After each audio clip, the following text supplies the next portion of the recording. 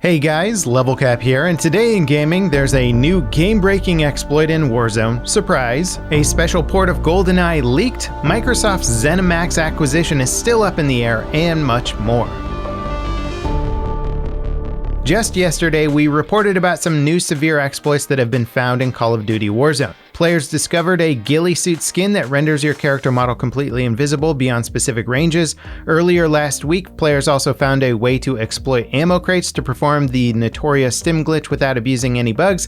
However, a player on Reddit discovered someone abusing a new bug that also works as a stim glitch. This time around, it's using the throwback grenade prompt to give yourself infinite stims. At this point, the infinite stim glitch has been found at least 5 times in Warzone. Each time the developers have patched it only for a later patch to undo the fix or introduce a new way of performing the exploit. It really seems like they should just remove stims entirely from Warzone. Their utility as a legitimate item is almost negligible, especially compared with their utility as an exploit tool. But the rabbit hole goes even deeper. YouTube channel Defend the House, which is one of the more noteworthy video game Mythbuster channels, recently uploaded a video showing how to get into the Gulag without actually dying. There, they could kill players spawning in for their 1v1 matches. This is a very easy exploit to perform and has grave consequences for the outcome of a match.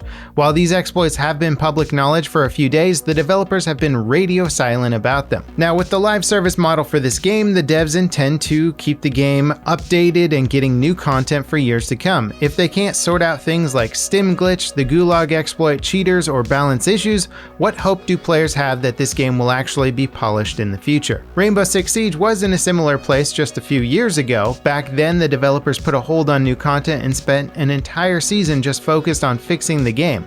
While the immediate effects of their efforts weren't very apparent, the groundwork laid during Operation Health radically improved the game in the future. Maybe it's time Warzone had an Operation Health of its own.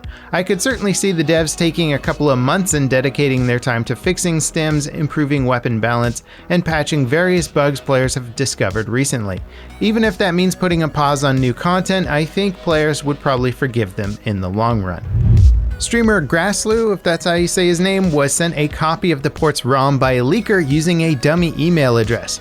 The ROM is the entire game and it's fully playable. Grassloo updated a complete playthrough of the port on YouTube. He used the Xenia emulator on PC for recording, but has confirmed it works on retail console hardware. The leaker asked Grassloo not to release the ROM publicly as a condition of giving it to him. The leaker is planning to release it publicly later this year.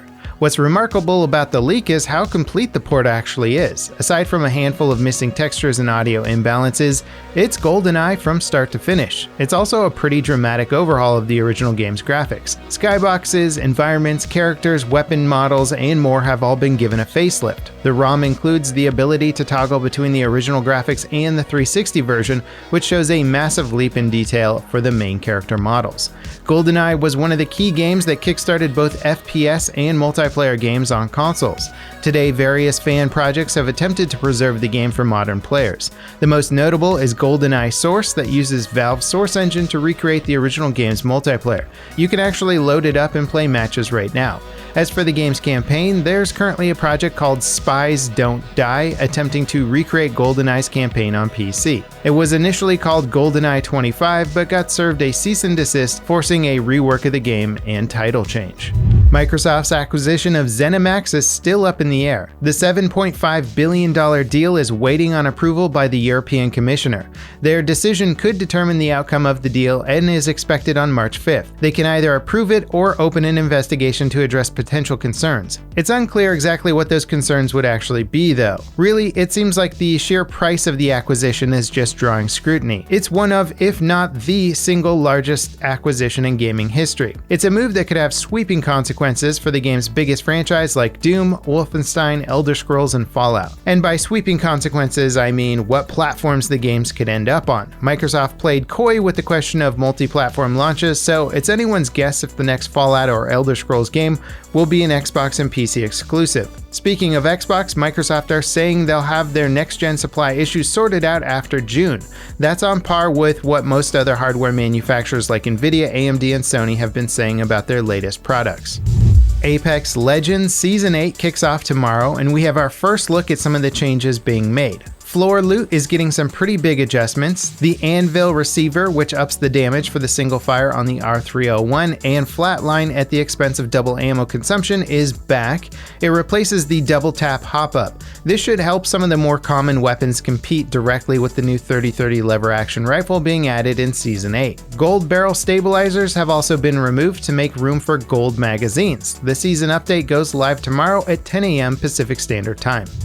The January development update for the sequel to Gary's mod, Sandbox, is now live. It provides extensive info about ragdolls, sandbox tools, breakable objects, water, the day-night cycle system, graphics, particles, hitboxes, and much more.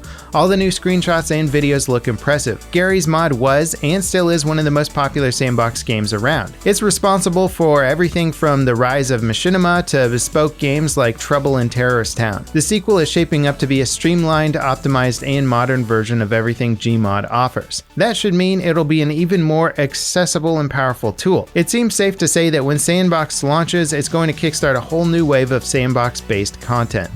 Gearbox's ill-fated Overwatch clone Battleborn is officially offline. The game's server went offline over the weekend, booting the remaining players from their matches.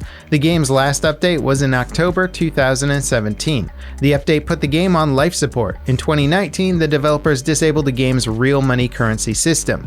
Battleborn may have never found a big audience, but it was still averaging around 150 concurrent players until its final moments. Nintendo are once again denying rumors that a Switch hardware update is in the works. Numerous leaks and rumors allege the company is making a Switch Pro. These leaks suggest that it'll offer 4K output and a new OLED screen. The info comes from data mining of the console's most recent firmware update. As with any leak or data mine, take it with a pinch of salt. Nintendo are officially not planning to make an announcement anytime soon about a Switch Pro model. Even if they are planning to update the console's hardware, it doesn't seem all that necessary. The Switch just passed 80 million units sold, and Animal Crossing New Horizons has over 30 million units sold alone. The Switch may be a 4-year-old device, which was kind of outdated hardware-wise at launch, but that's certainly not stopping consumers from eating it up.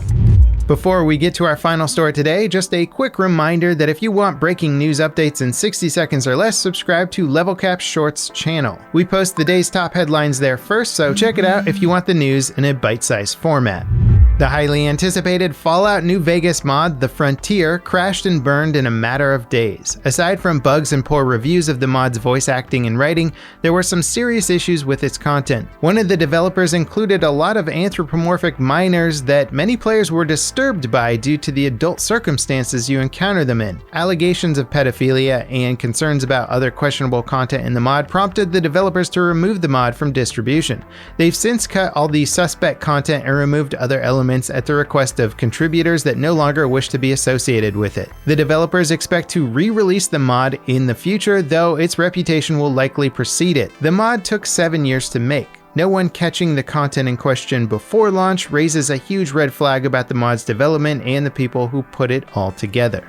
And that wraps it up for today in gaming. As always, guys, thank you so much for watching, and I'll see you next time. This is LevelCap signing off.